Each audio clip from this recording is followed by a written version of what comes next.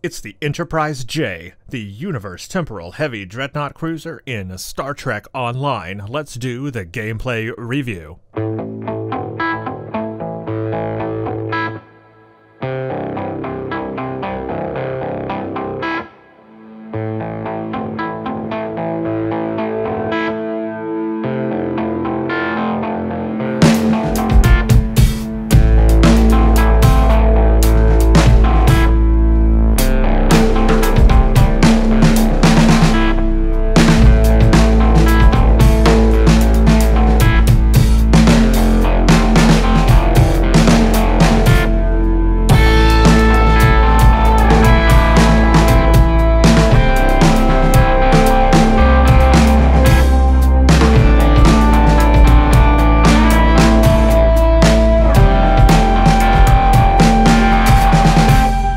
Greetings, Captains. I am your host, Brent Justice. Welcome to my gaming channel, Justice Gaming. I am in Star Trek Online with the Universe Temporal Heavy Dreadnought Cruiser. I'm going to do my gameplay review on this starship. This starship is inspired by and based on the Enterprise J, NCC 1701J, as seen in Star Trek Enterprise in the episode Azadi Prime. We saw this ship in there. I'm not going to go into spoilers about why we see this ship in there, although I do need to say this ship is from the 26th century. In Star Trek Online, it follows that same theme and principle because this ship has some missions that are associated with it in Star Trek Online. I recommend playing them. It's a lot of fun. This ship will be introduced there and you will see it, and it will make a little bit more sense why this ship is there. If you have not seen the Star Trek Enterprise episode Azadi Prime, which is Season 3, Episode 18, definitely check that out and you will get some background on why this ship exists in Star Trek, period. But in Star Trek Online, they brought this ship into the game so that we can enjoy it. As I said, this is a 26th century starship. This is a Universe-class starship. In Star Trek Online, the actual name is Universe Temporal Heavy Dreadnought Cruiser. Gives you an idea of its abilities and capabilities and what it's meant to be. It's a heavy dreadnought, it is a cruiser, and it's a temporal starship, which brings some unique abilities with that. So let's quickly go over where you can get this ship. You can get it from the Temporal Heavy Dreadnought Cruiser Tier 6 pack, as well as a special requisition pack 26th Century Heavy Dreadnought Tier 6 ship, and also the special requisition choice pack Tier 6 promotional ship choice pack. That is where you can get this ship. It can be flown on any faction and character, however it's restricted to Federation aligned Romulans unless you have a level 65 KDF. I recommend checking out the STO wiki on this starship. It will tell you all the places you can get it from and what factions can use it and fly it and what the restrictions are, but there really are not many. If you have a level 65 KDF, you should be able to fly this thing on like any character and have fun with the ship. It is a Tier 6 starship. Let's quickly go over some of the base specifications of it. It has a hull modifier of 1.55, a shield modifier of 1.225, turn rate of 5, and a special +5 to all power levels. This ship is all about power levels. It wants to increase its power levels for all of its abilities. We have a Lieutenant Tactical, a Commander Engineering / Temporal Operative, a Lieutenant Engineering, a Lieutenant Science, and a Lieutenant Universal / Command. So that's its bridge officer layout. 4 forward, 4 aft weapons. It has 4 tactical consoles, 4 engineering consoles, 3 science consoles, and 2 hangar bays. That's right, the ship has 2 hangar bays, so you'll be able to do that. Here are some of the unique abilities that are attributed to this ship. We have Energy Distributor Accelerator, Energy Distributor, Gravitic Lance, launch Cestus Frigates, carrier commands, and molecular reconstruction, thanks to the temporal nature of the ship. So that pretty much lays out the base specifications of it, and in this video we're going to take a look at it visually. We're going to take a look at its powers and abilities in space. We're going to take a look at it in combat and see what it can do. Before we look at its specs and abilities and features, let's take a look at it visually. So as you can see, it's a large ship, and it may look a little bit funny at first, but it makes sense if you think about future design and future engineering materials that we might have from the 26th century. So first of all, I have been zoomed all the way out. This is the ship all the way zoomed out in Star Trek Online, and you can see it fills the entire screen, even zoomed out. My nacelles hide behind menus, and if I do this, for example, if I'm flying the ship more from a top-down perspective, like you might do, you're going to notice that the back of the ship dips underneath the menus and off the screen a lot because it's just so big. And that's something you're going to have to get used to in the gameplay style when you play with this ship. It's going to dwarf other ships. In fact, it's so big, you could probably get in the way of other ships and get in the way of your teammates if you don't watch out. So make sure you're keeping an eye on where you are in relation to your teammates, because you could block their path or block their way if you are in the way because it's so big. Alright, first thing you'll notice, it's got a big oval saucer instead of a more circular saucer. It has this very spine looking thing which kind of holds the saucer in place. It's got a huge deflector, which you would need for a ship like this. The debate or controversy with the ship design are the thin pylons it has and thin nacelles. They're extremely thin if you look at them. I mean, look how thin that is. And then the way the pylons connect to them is extremely thin, right? But think of it like this. It's a 26th century ship. You don't know what kind of new materials they might have, what kind of new engineering, what kind of new technology that would allow that to happen. This structure could be more structurally sound and more rigid and tougher than anything in the 24th century of Star Trek. So think of it that way. It's all about future design, and that's what this ship imbues. It's a interesting design that could be polarizing, but at the same time, it is also futuristic, and it's a natural progression, I think, of starships in Star Trek. When you look at a 25th century starship to a 24th century and then 26th century, it follows a lineage, and to me looks like a natural progression that Star Trek could go in ship design. It has very smooth, elegant lines. You'll notice it's very smoothed back here on the back, this spine part of it. And I think that makes it look very futuristic. This is kind of rounded off here in the front. Again, I think it all makes sense. You have the classic Federation starship design with a saucer and the nacelles sticking up, but then you have some more rounded, futuristic looking stuff on the spine. So I think it follows a good progression of what a ship in the future would look like from Star Trek. Also, it is meant to be traveling the universe for very long voyages. Families living on board, living spaces, probably huge cities or arboretums inside. So this ship is meant to be comfortable, almost like a cruise ship in space, much like the Galaxy class.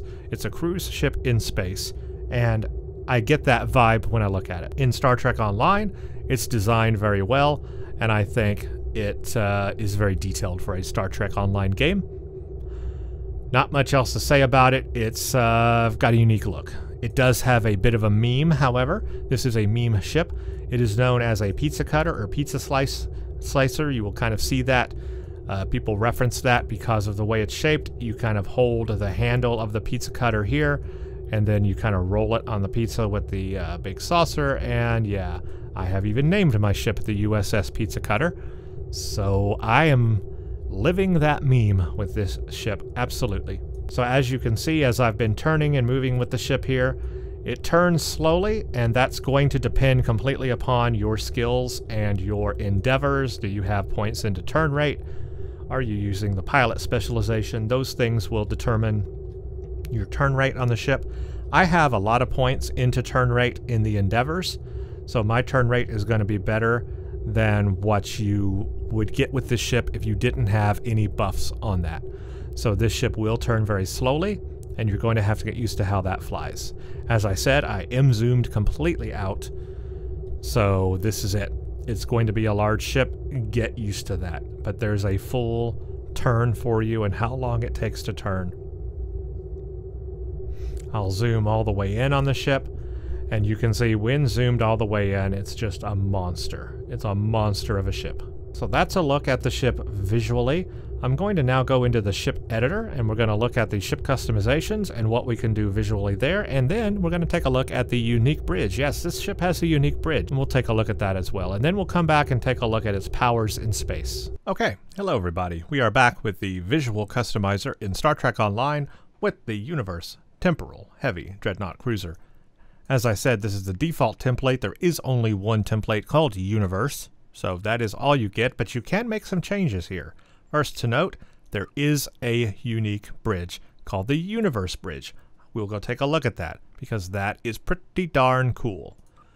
Windows. Type 6 is the default. You can change that and you can see how that makes a difference there. Materials. The default is type 8J, but there is a type 8, which is a little bit of a different color. Of course, you can apply other skins to it as well, and if you have other unique skins that you can change to, like Upgrade or Veteran, that also makes it, I think the Veteran one looks kind of cool, but 8J is what it comes with by default, so that's what we'll leave it on. You can change the color of it as well. Let's go take a look at that unique bridge. Alright, we are back in the unique bridge of the Universe class starship. This is the Universe Temporal Heavy Dreadnought Cruiser and the Universe Bridge. As you can see from this bridge, it's huge, it's gigantic. It has a very high ceiling. It has a panoramic window up top, has a view screen, but I think it could be bigger. I think the view screen could go from here to here, and it would actually look even better with a larger view screen. Question, where is the captain's chair? I don't know. Where do you captain from? I don't know. I think it would be very chaotic and noisy and lively on this bridge to captain from. I don't think this is a practically good captaining kind of a bridge, if you know what I mean. It's not very intimate. You would have to basically yell across the room to your bridge officers, who are probably manning every station down here, so it would be chaotic and a lot of people in here. I don't know. I think it would be a weird environment, personally. You would also have people up there.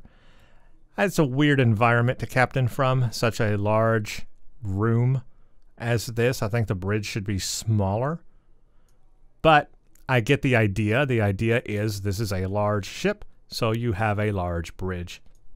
Now, this is very detailed for Star Trek Online. The colors are pretty awesome. This follows the design theme from the Enterprise J that we saw in the actual episode that this ship debuted in. So they did bring that theme in and replicated it very well for Star Trek Online. We can't go anywhere, can't really do anything. We can access the consoles here, and that's pretty much it. But it's pretty to look at, and that is definitely important also. So that is a good idea of what you get with the ship, a unique bridge to play around on. Alright, let's go take a look at all of the features and specifications of the unique weaponry on this ship. Okay, we are back in space with the Universe Temporal Heavy Dreadnought Cruiser in Star Trek Online. Time to take a look at its powers and see what they do, what it has, what its abilities are. We're going to activate them, and I'm going to demonstrate all these abilities. The first thing I want to do is to look at the masteries so that you're aware what masteries this comes with. The first mastery is absorption hull plating, so that's more physical and kinetic damage resistance. Second one is quick deployment. That is a recharge time reduction on your carriers. This is a command ship. It's a carrier ship. It's a cruiser, heavy dreadnought. So it has those command abilities, or for carrier abilities. The third trait is plus 10% more to hull hit points.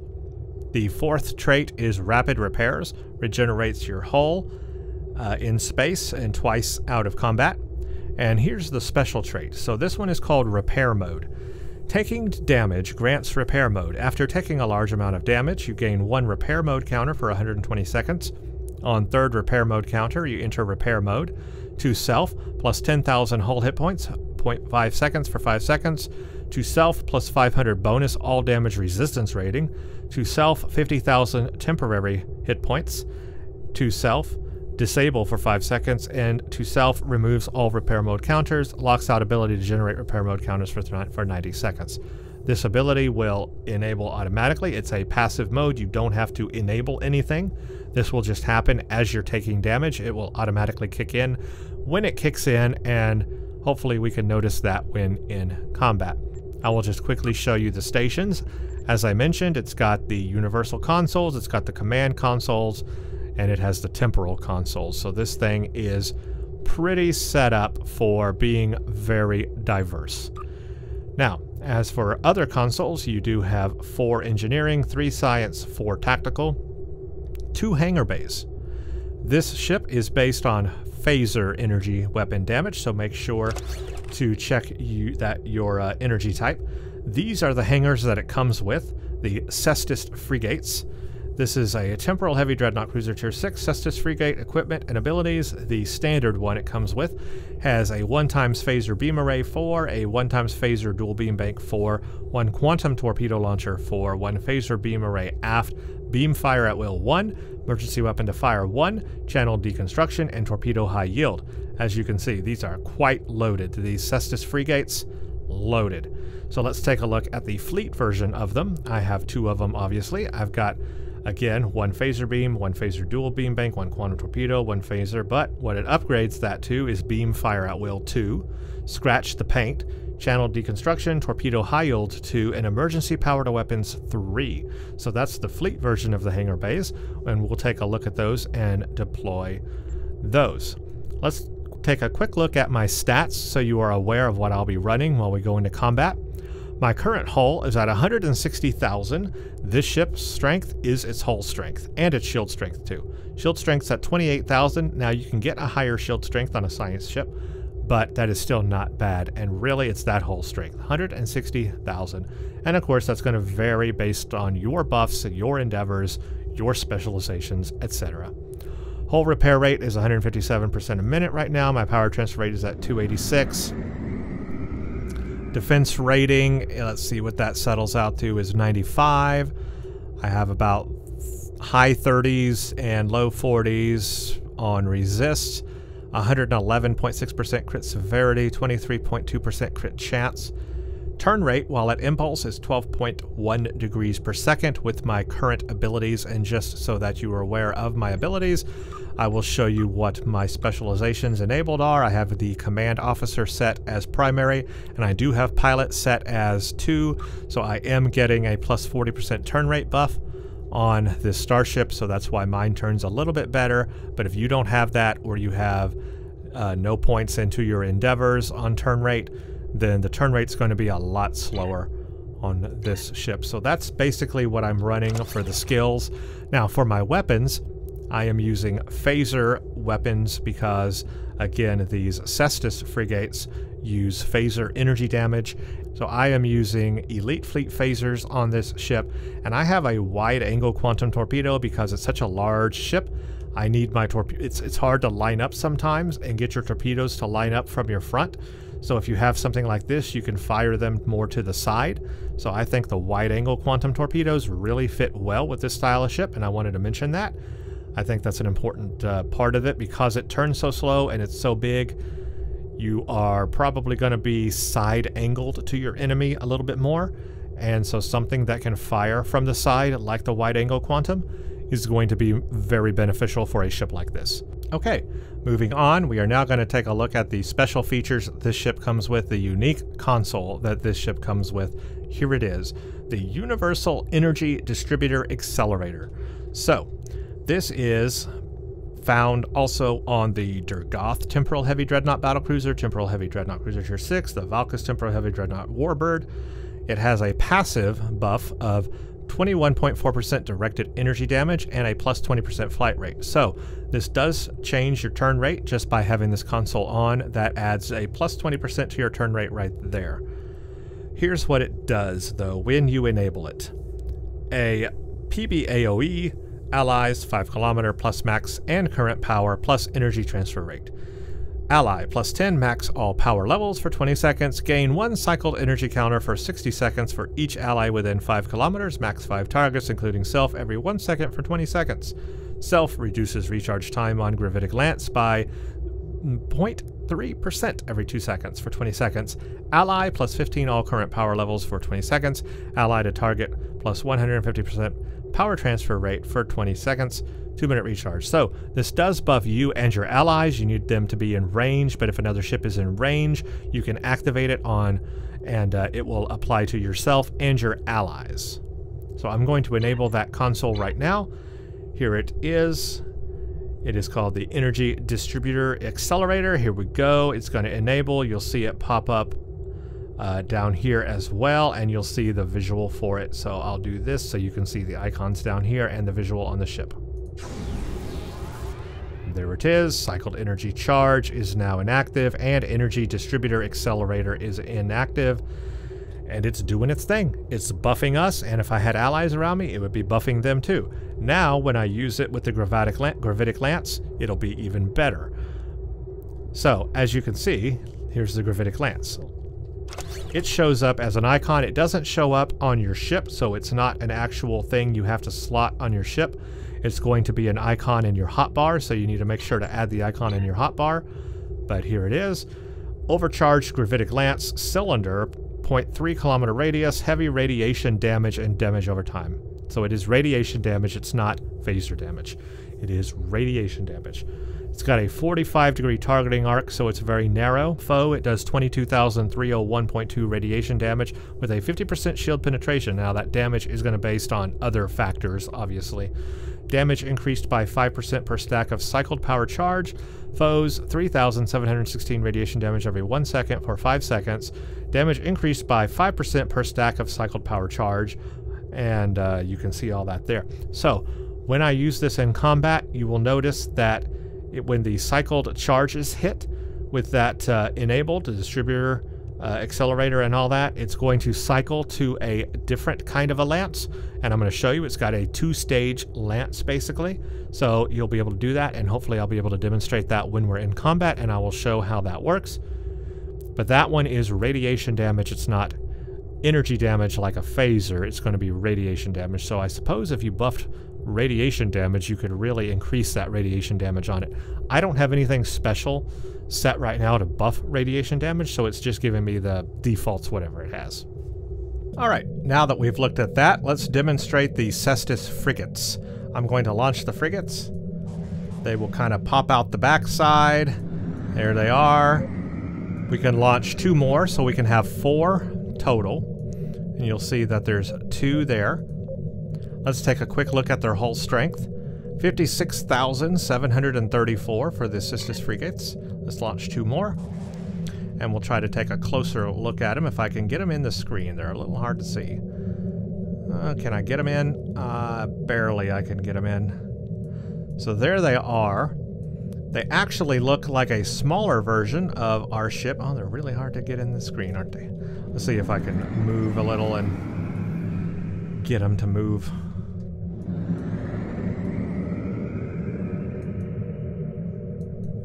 They're back there somewhere. There they are.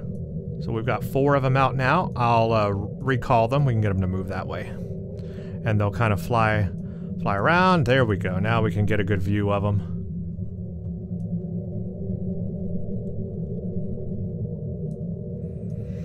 So they will follow us and do a lot of fighting. So this ship is very powerful with the extension of these Cestus fighters here.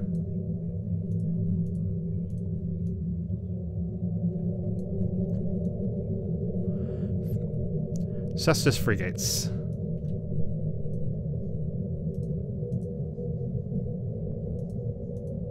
So as you can see, we have all of the carrier commands. We have attack, we've got escort, we've got intercept, and we've got recall. So you can watch their health over here, and yeah, they'll do their thing, so just keep them going because they will be useful. That also works on them. The distributor accelerator also works on them, so you can see that it buffs your frigates as well.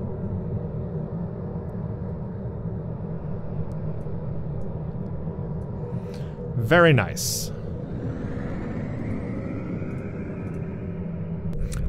Alright, I am now parked near some people in Earth Space Dock. I want to demonstrate how this can also buff your allies when you use the energy distributor accelerator. As you can see, it affects the people that are closest to me and gives them that buff as well. So this is something that you want to use for your ship when you are around your allies. Before you take off in a TFO, enable that for your allies. You can also get an idea how big the ship is. Absolutely. And it looks like somebody has given me some of their hangar bay things as well. Very nice. Alright, I think it's time to now take a look at this ship in combat. First thing I'm going to do is demonstrate it in a very simple patrol. A patrol used just to demonstrate its abilities. And then I will do some harder patrols and really test it out and give you an idea of how it flies, how it maneuvers, how to use its unique weapons. Alright, we are in a very simple patrol here, the Karaya system, a Romulan patrol, and I'm going to just demonstrate its abilities. The first thing I want it to demonstrate is the energy distributor accelerator and then the gravitic lance. I think that's the most unique thing about it, so we're going to buff it up and we're going to use it with that and just watch it go. Here we go. And now this switched to the other mode of it, but you can see the radiation damage that it's doing to this battlecruiser.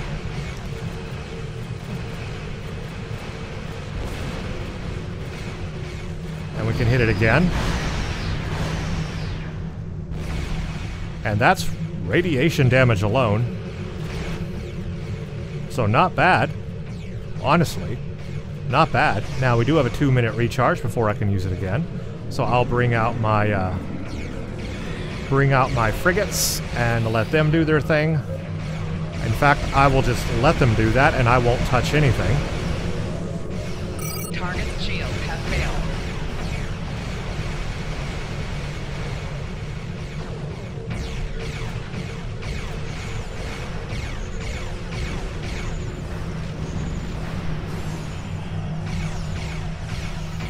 So they're doing a very good job on their own. I don't have to do anything. I can just sit here and enjoy everything. Let them go at it. Now, I'm not going to hit the trait, the tier 6 trait, until I take damage. So I probably need to shoot at the enemy. Ship is under attack. But there, that gives you an idea. Look at them go. They're so good. So good. Alright, now I'll do a little bit of combat. And there we go. I have repair mode enabled, and this is it. You saw the buff on my ship.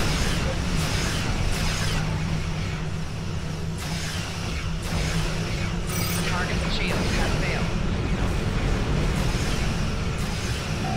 Right shield failing.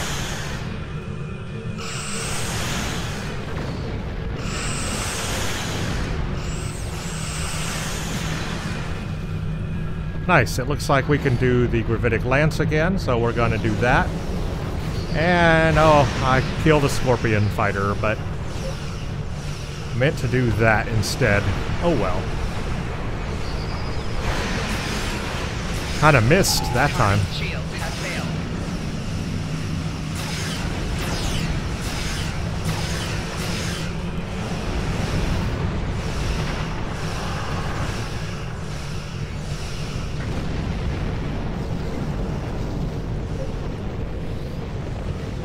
Okay, I can use it again. There we go. Radiation damage. Target shield has failed.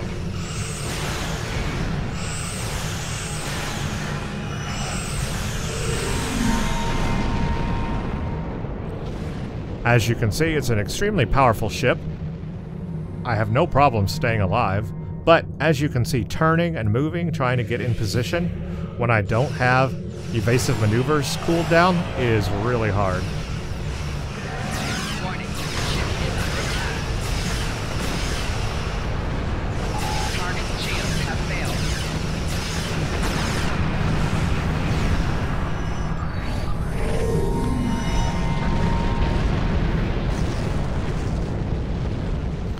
And there's the repair mode counter. It's enabled right now. And that's pretty much the ship in basic combat. I'm going to do something a little harder, and I'm going to go all out, and you can watch and see what develops.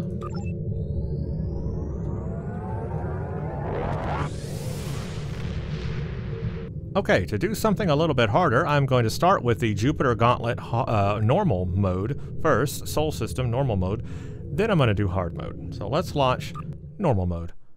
Now, I'm just going to go all out in combat here. I'll try to show you things as I recognize them, but it's going to be hard for me to keep up, so Near projection station Alpha. We have multiple just keep an eye out for everything. The one thing I haven't used yet is the molecular reconstruction, dead in space. and I'm kind of not doing that because that's inherent to every temporal ship. It's not a really special ability. Every temporal ship has it, but it does make this ship more powerful. I'll use it in the hard mode. Warning. Ship is under attack.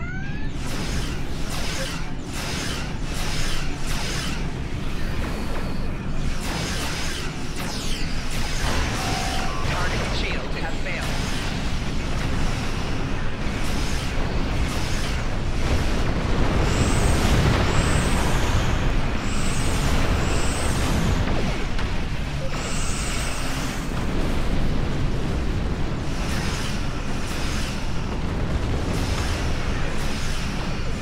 As you can see, we have no problem just piling through everybody here.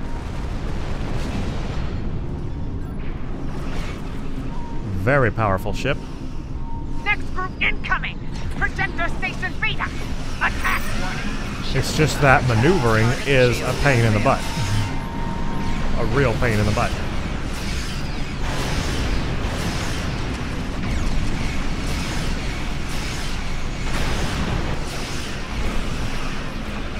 Oh, that's going on.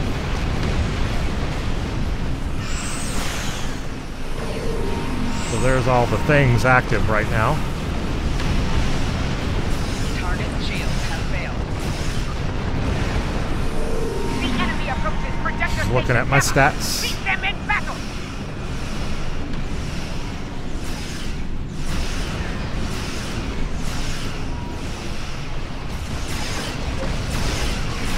Oh, I'm in the way. See, this is where it gets tricky. I'm in the way and I can't move out of the way. This is why you want wide quantum torpedoes. Target shields have failed.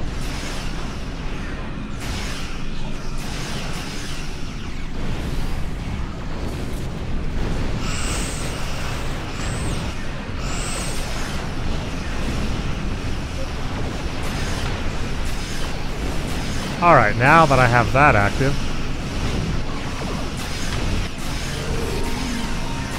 look at my crit severity is really good.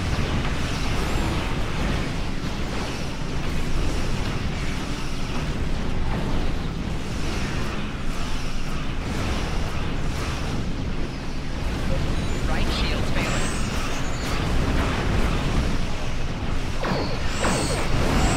Target shields have failed. Rear shields failing. Left shields failing. Got him.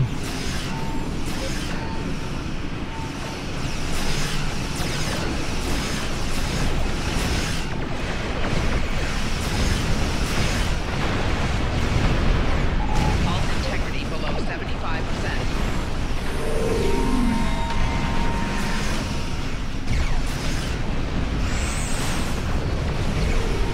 The enemy strikes at Jupiter station. This will be a Okay, glorious battle. one more.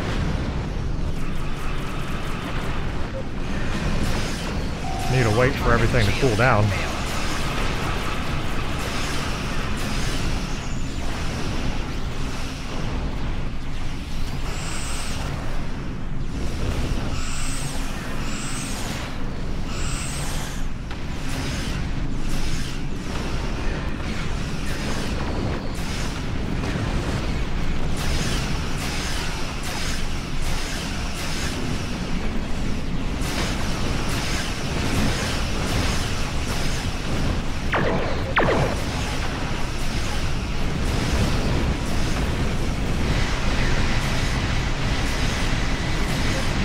Target shields have failed.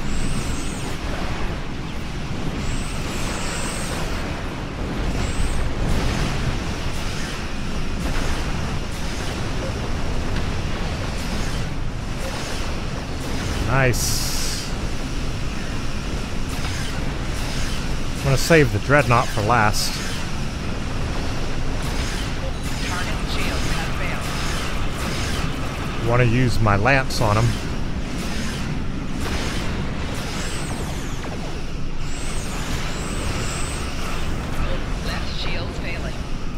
Alright, now let's get the Dreadnought.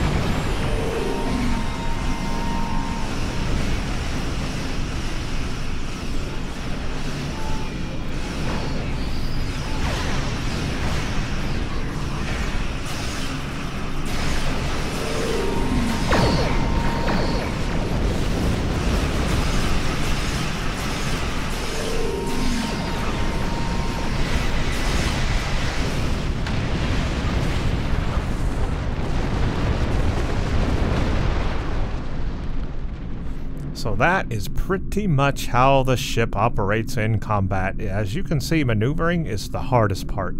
Trying to turn and get in simulation. Trying to get to where you need to go with the ship is the most difficult part. But now I want to do this in hard mode and give it all she's got. Let's do that. Okay, now it's time to do something a little bit harder. We're going to do Jupiter Gauntlet hard mode in the Sol system. Let's go. I have waited for all my powers to cool down. So we're starting from fresh. Let's see what enemy we get. The recent conflict. I did say that I was going to use the molecular reconstruction, so I'm going to set offensive configuration. And I'm going to use that ability while we're in combat.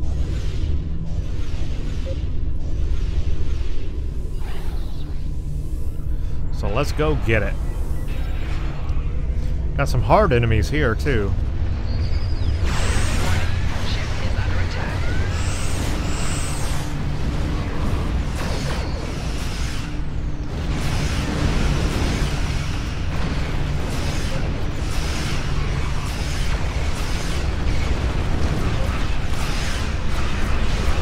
There's that repair mode. Now, I cannot do any firing of my weapons when that's enabled. Target shield has failed. I'm building up the counters on the molecular reconstruction.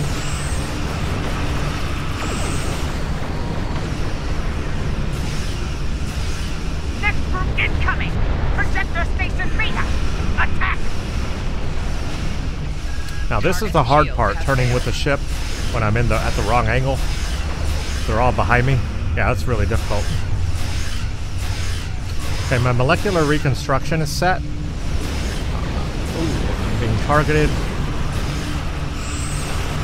I'm going to use it on one of these battle cruisers, so here we go. I'm going to buff it up. I'm going to use it right here. That does a lot of damage. That does a lot of damage. That's a good ability right there. Projector Station Gamma! Meet them in battle! Yeah, that molecular reconstruction, it's a deconstruction. It does a lot of damage, let me tell you. It is actually really, really good. Warning, ship is under attack.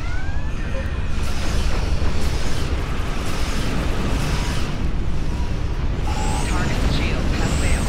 Right shield failing.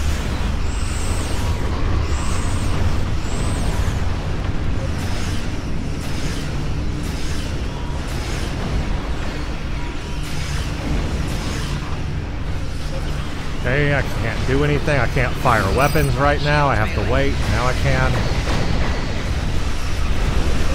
Rear shield failing.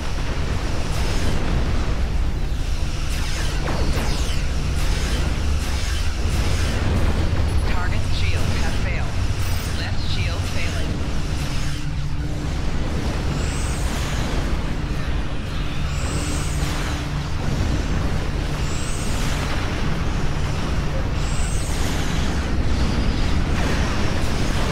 Four shields failing. I hit him with the combo. Did him with that and with that. Shield failing.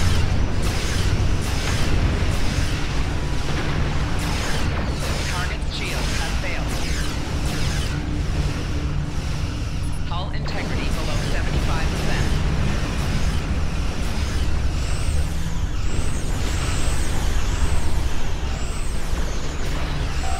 Right shield failing. Rear shield failing. The enemy strikes at you with a Nice. Hull integrity below Okay, we've got the Dreadnought now. I'm very damaged, but still alive.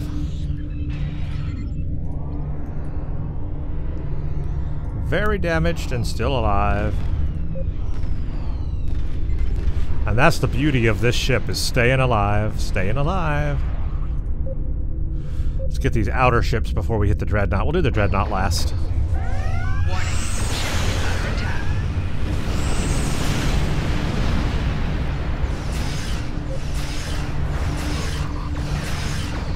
Left shield failing. Rear shield failing. Right shield failing. I am stuck. Hull integrity below. Oh, I might blow up here. 75%. Hold on. 25%. I'm gonna blow up. And I'm dead. It does have its limits. What can I say? For some reason, my Miracle Worker is not on the screen. My Miracle Worker icon, I don't have it available.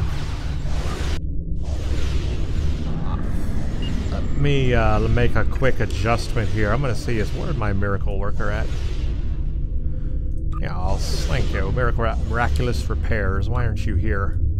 Where I need you. Okay. Alright, let's do it. Warning. Ship is under attack. Target's shields have failed.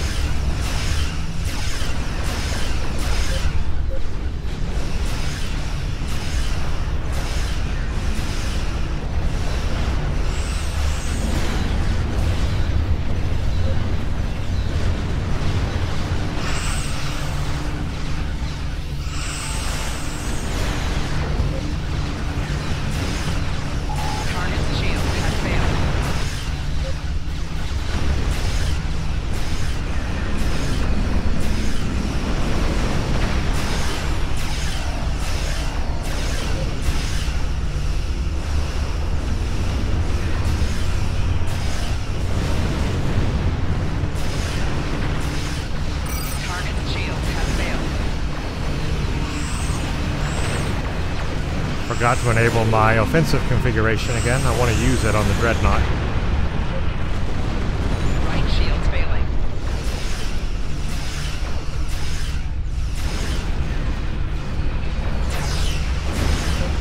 Four shields failing. I'm going to save all of my 5%. big abilities for the Dreadnought. Target's shields have failed. Right shield failing. Left shield failing. Rear shield failing. Time to use that.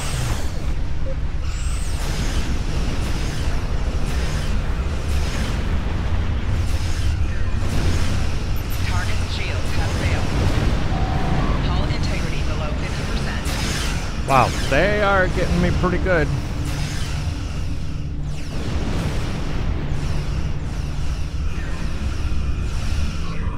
Yep, they are getting me pretty good. Ooh, that's kicking in right at a good time.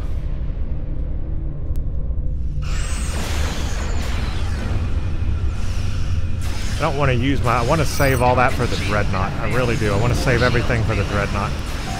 Right shield failing.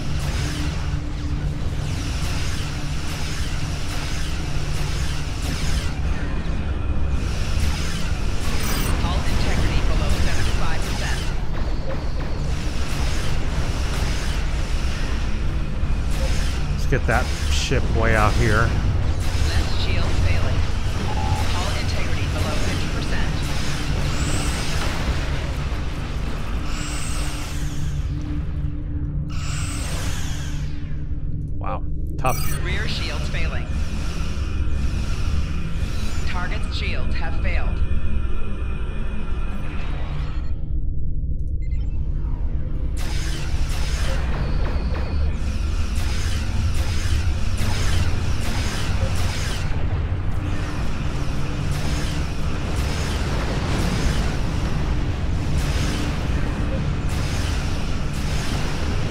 Okay, all we have is the Dreadnought. Okay, let's hit it with all of my things. Let's get my red matter back. Well, I guess I can just use EPS. Let's hit it with all the things. Let's line up and do this. Oh, there's a couple of frigates, but that's okay. Warning. Ship is under attack. Hit it with that. And hit it with that.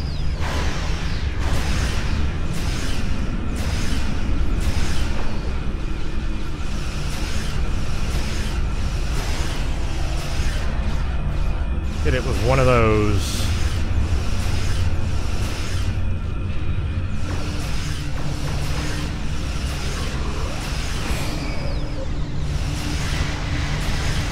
Get the lance on it again. Alright, I'm gonna need a little bit more here.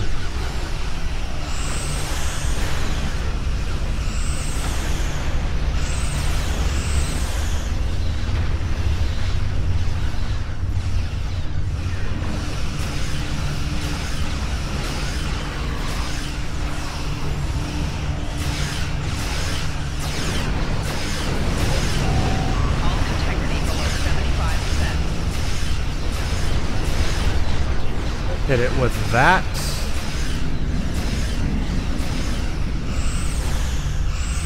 Right shield failing. Target shields have failed.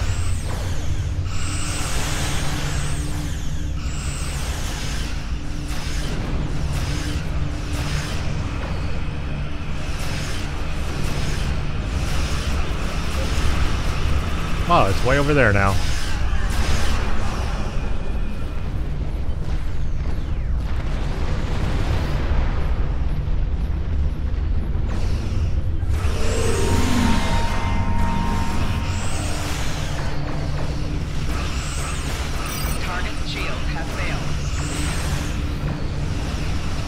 We'll hit it with all these things. Go. All integrity below 75%.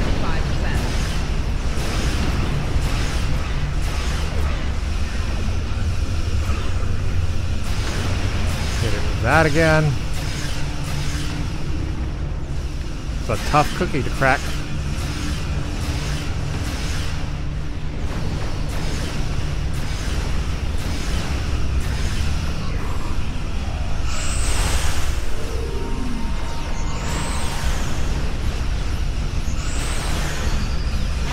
Whoa, he moved.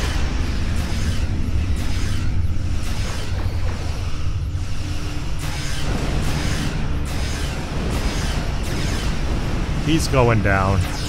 He's had his day.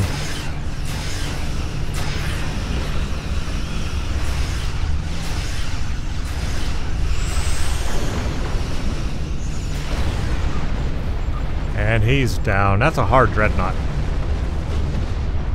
That is a hard Dreadnought. So hopefully I've demonstrated that molecular deconstruction well enough.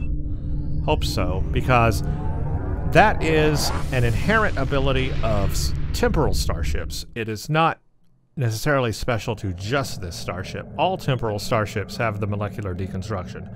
And it is a very powerful weapon, but it is for all temporal ships. So I didn't want to lean into it too much on this one, but it is extremely useful. Alright, let's go do the full review of this ship. Alright, we are back in space after doing full combat with the Universe-class, Universe Temporal Heavy Dreadnought Cruiser in Star Trek Online. Hope you all enjoyed that combat session. This is now going to be my full review of the ship. And I have been playing on this ship for a very long time on this engineering character as a cruiser with 2 hangar bays. And I have a lot of experience, and I am also having a lot of fun. So here's my full review. It's a big ship. It is a little bit difficult to play with because it's so big. You're going to find that sometimes you may get in the way of your teammates, and you will find that you may overtake ships, and they are behind you more often than not. So sometimes it's hard to gauge size and speed in the space. So what ends up happening is as you go into combat, you may be going too fast, and the inertia on this thing is so much that you shoot past the enemy a lot of the times. Like, you think you're not as close as you really are. You're actually like really close to them, but because you're zoomed all the way out, it doesn't feel like you're close to the enemy, but in actuality you are really close to the enemy. And so you end up overtaking them easily, and they get behind your ship. And so when that happens, it's hard to, you know, shoot, especially, you know, torpedoes and that sort of thing if you only have forward torpedoes. So it is difficult to play with this ship. It is more difficult than some other ships. It's not very maneuverable, and when the enemy is behind you and you have to swing around to get your forward weapons, like your lance, pointed at them, it's very difficult to do that sometimes, and you'll find yourself overshooting a lot and having to make course corrections and having to do a lot of circling of the enemy.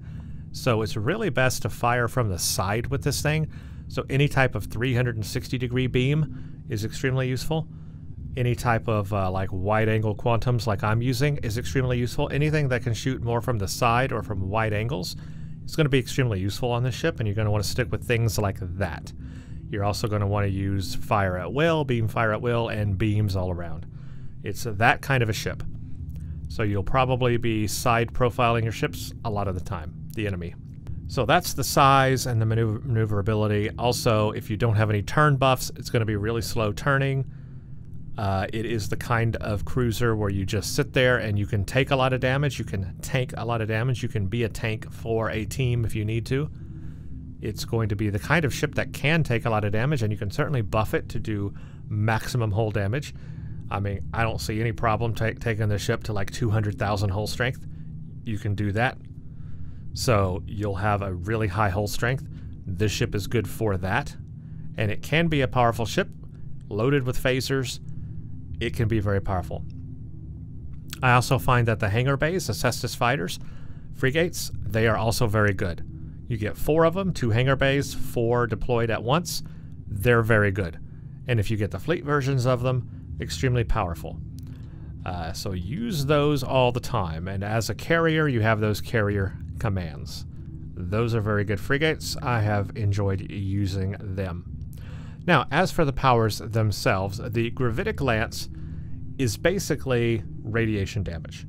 I actually wish it had been phaser damage, but I get it. There is another lance. There's another ship that has a lance like that. The Galaxy X has a phaser lance. So I get it. This is not phaser energy. That already exists on another ship. This is radiation damage because technically it's the Tox Utat that is powering this. So it makes sense that it would be a radiation damage type of deal. But because it's radiation damage, you will need a buff for some radiation damage to do the most damage. If you don't, if you have nothing in it, it's not extremely useful. Sure, it does damage over time, and I guess that helps, but it could be very small if you're not buffing for a lot of radiation damage. So that's something to keep in mind about that. If you're not going to buff for it and you don't care about radiation damage, it's not the biggest benefit to you. But if you are using that and you do buff for some of that and you can use that and that is advantageous to you to do damage over time with radiation damage, sure, go for it. The console that it comes with is actually pretty cool. I like the ability that it has with the directed energy damage and the flight turn rate built into it inherently. That definitely helps. The ability that it does and these power cycled charges that it builds and the fact that it buffs your allies, very useful. I use it all the time. So that's awesome. Very good console. Definitely helps on this ship. The other thing, which is the repair mode, that's also pretty cool. The one problem I have with it is the disable. So when it activates, yes, it buffs your hit points and your damage resistance and your temporary hit points through the roof, and you're extremely not vulnerable. Problem is, you are vulnerable because you can't fire your weapons. So yes, it helps you with all of that, but then you can't fire your weapons. So what ends up happening a lot when it kicks in is, sure, I'm being protected, but at the same time, there's the enemy right next to me and I want to fire on them right then, but I can't because that's kicked in randomly, and bam, I can't fire on them until it goes away. So that causes an annoyance, and you'll find that in the gameplay with the ship as you play it. It's an annoyance to the gameplay of the ship. So it's cool, and I guess if you're playing as a tank role on a team, that would be useful. Otherwise, I might actually take that trade off and put something else that can just do more damage, because I'm not able to use my weapons when it activates. And I'm telling you, it's annoying. But it's cool if you're a tank and you want to be that in a big battle. It's just annoying that you hit the spacebar to fire and you can't fire when you want to fire your weapons, and it happens randomly. So you'll be in the middle of a firefight and be like, oh no, I wanted to shoot this now and I can't because now that's kicked in. So that's a slight annoyance. So that's the overall powers of the ship. Now for the temporal power that it comes with, the molecular deconstruction, as I said, that is a very powerful ability. That ability is great. Now that is not native to this ship only, that's on any temporal starship, so that's why I didn't want to emphasize it too much in this video, but it is an ability that this ship has, and it is extremely useful.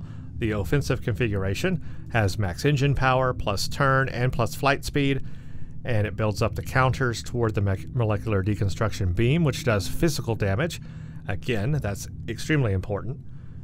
You also have the other modes. Defensive, you can do max shield power, incoming, hull healing, and minus turn rate and minus flight speed when that's enabled.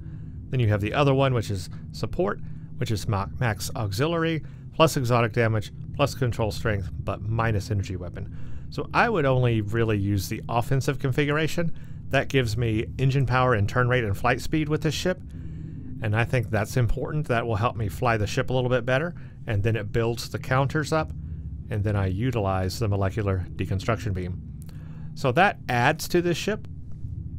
It is not unique to this ship, but it adds to the ship and gives it another ability. So on top of all the abilities it comes with, this is just another ability it has, and it's a useful one. So I do like the molecular deconstruction beam. I don't really use it a ton, but it's there and I can if I want to, so that's helpful. So all of the abilities combined, this is a powerful starship in the game. It's just a little awkward to fly because it's so large, so not maneuverable, and can get in the way sometimes. Other than that, it's a fun ship to fly, and I'm glad it's in Star Trek Online so that we can enjoy it.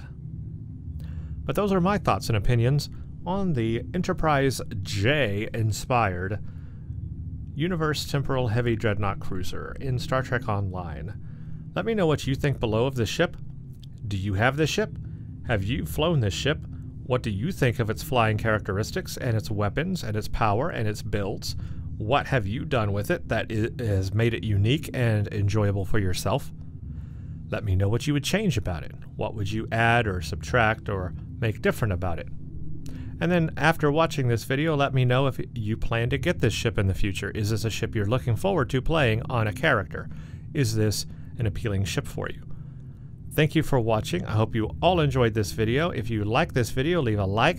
Subscribe to the channel if you want to see more videos like this where I do gameplay reviews of starships in Star Trek Online. As always, have a blessed day, everybody. Thank you for watching. Stay tuned for the next one.